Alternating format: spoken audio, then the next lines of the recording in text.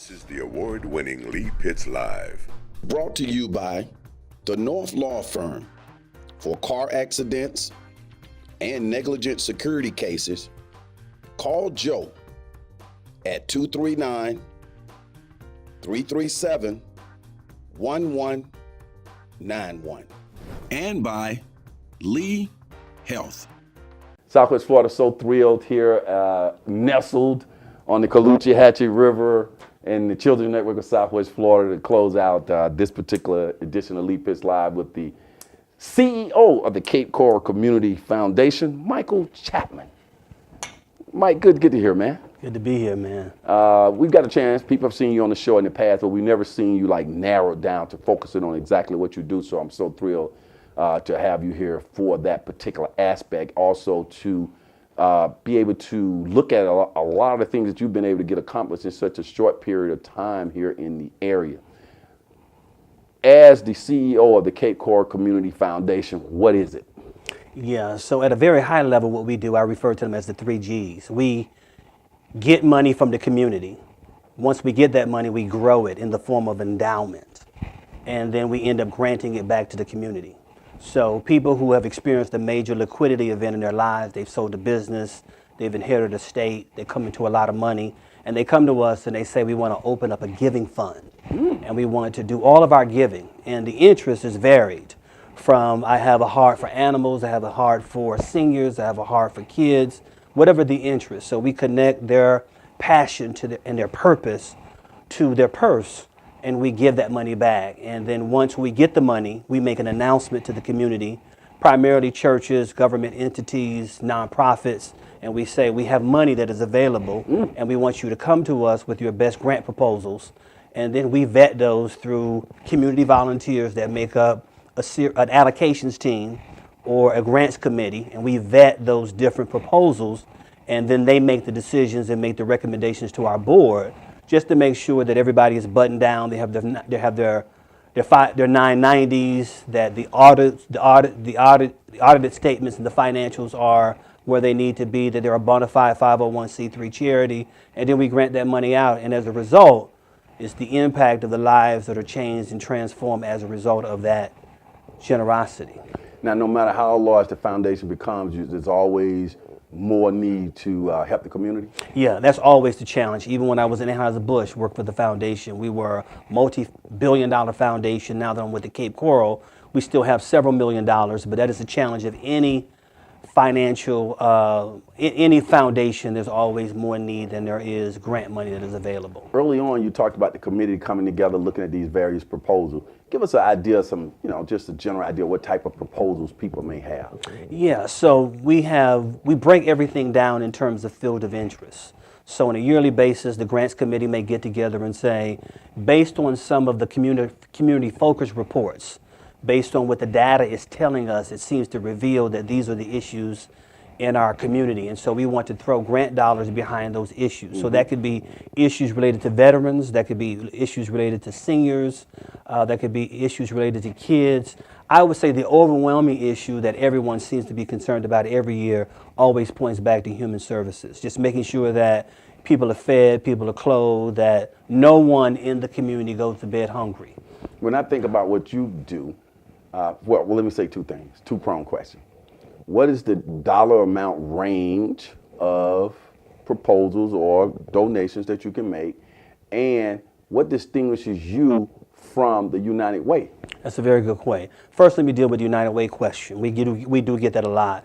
I would say the United Way is more of the checking account. We are more the savings account. So when United Way goes out and they raise money and they do like a $10 million campaign, and they're very effective at it, that money goes into the checking account and it's back out. When people come to us and they set up a giving account, it is an endowed fund, meaning that we keep the funds in perpetuity and they only grant off the interest of the money. So the money grows exponentially over a period of time. So some of our largest funds are those who set up a fund 20 years ago. Right. And now those funds have grown exponentially, and they will grow on in perpetuity as a way of celebrating the donor's legacy. So that's one of the ways we do that. Are you finding that people who make donations the majority of the time that they make these donations for tax purposes, or is beyond that? It's beyond that. I think part of it most certainly is incentivized by the tax incentives, but I think most people just really want to be generous. They want to find a way to give back. A lot of times we refer to these as communitarians, or people who have businesses.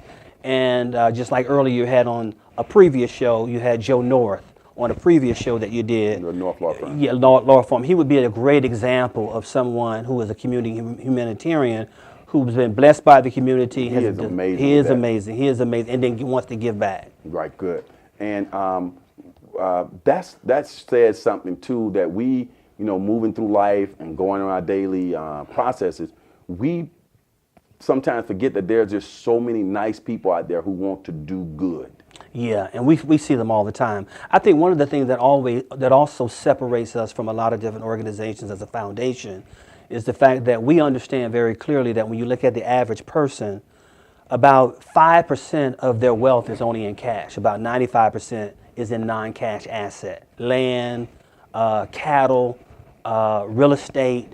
So one of the things that we do so well as a foundation, we are able to take these non-cash assets, sell the assets off, and then liquidate the assets and put them into a fund so they can continue their giving. We do that very well. One of the things I've been very impressed with the Cape Coral Community Foundation is the fact that you've been able to bring these nonprofits and these other organizations in, train them, and put their operations in proper order. That's one thing. And many of them are coming in now, and you guys are embracing that. What are some other things you do to enhance organizations? Yeah, that's a great. We train them in the area of social media so they can kind of get their message out. We most certainly help them in the area of board development, how to go about recruiting board members, how to train them, basic parliamentary procedure, how to run the boards. Most certainly fundraising is always a big issue. So all the different ways that you need to raise money to sustain your organization, from doing online giving, crowdfunding, to writing grants, to having one-on-one conversations with donors. We have all of that neatly packaged into a program they call the Nonprofit Members Program, and it has been enormously successful. We started only a year ago, and we already have over 100 nonprofits that are involved in the program. Yeah. Unbelievable. One of the reasons that you're attracting a lot of the nonprofits, I would assume, just from my personal observation of you and your board members and what you're doing in the community, is that you seem accessible. I'm not saying others aren't accessible, but from my vantage point, you guys are really accessible. How have you gone about making yourself that way? I think one of the things, when you think about our tagline as an organization, we bill ourselves as the Cape Coral Community Foundation, the Global Center for Generosity. And the operative word in there is generosity. Right. So I make a distinction between generosity and philanthropy. So philanthropy is more into data, big outcomes, and we're concerned about that too. But generosity is, you matter. I care about you. I want to be amongst you. How's your family? How are you doing? It's more of a personal approach. So I think people sense that about us, a sense of a down-homeness, a realness, a genuineness about us. Mm-hmm. And as a result of that, it attracts people to our work. But one of the things we'll notice when we see you, and we've seen other foundations in the area, you are black. Yes, okay? Yes, absolutely. Now, yes. Yeah. We black people, yes. when we see somebody who's black, we get even more comfortable that, hey, we can probably come up to this guy and talk to him about, our nonprofits or our way we want to donate some of our monies or whatever. It's a additional benefit to the Cape Coral Community Foundation. Yeah, absolutely. And I would also say too, there were about 160 candidates that had interviewed for my position from all over the country before I was hired. And I prevailed through the rounds, and I'm very grateful for that. But our board was very intentional that they wanted to get the best candidate. I just happened to be an African American. I'm proud of that. I don't shy away from that. I'm very proud of who I am. And I think people in the community recognize that diversity. You're the only. I'm the only one. They're Right. the only one. And just to kind of put things in perspective, when you look at the community foundation field, there are roughly about 800 community foundations in the nation. And I would say of those 850, there's only 10 of us that are black.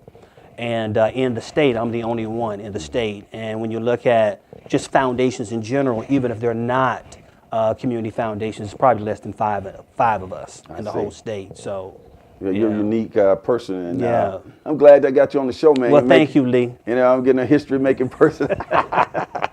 Yeah. You're really cool, man. Well, thank you. And let's make sure people know you're a member of Kappa Alpha Psi. I'm a member of Kappa Alpha I won't Psi. hold that against you. Yeah. You know, Phi Beta Sigma in the house. You do detail. You go about what you do methodically. You actually do surveys. You find out what's going on. What's the theme amongst donors and nonprofits, and how to come up with the best way to execute what you do. Talk about that. Yeah, so through our nonprofit members program, in addition to our trainings that we offer, when people do arrive at those trainings, we always survey. Tell us about what excites you, tell us about what frustrates you in your work, and they do spill the beans, so to speak. They do give us the real in terms of what's going on in their organizations, what's going on with them personally, and we collect that data and then we normally share the results.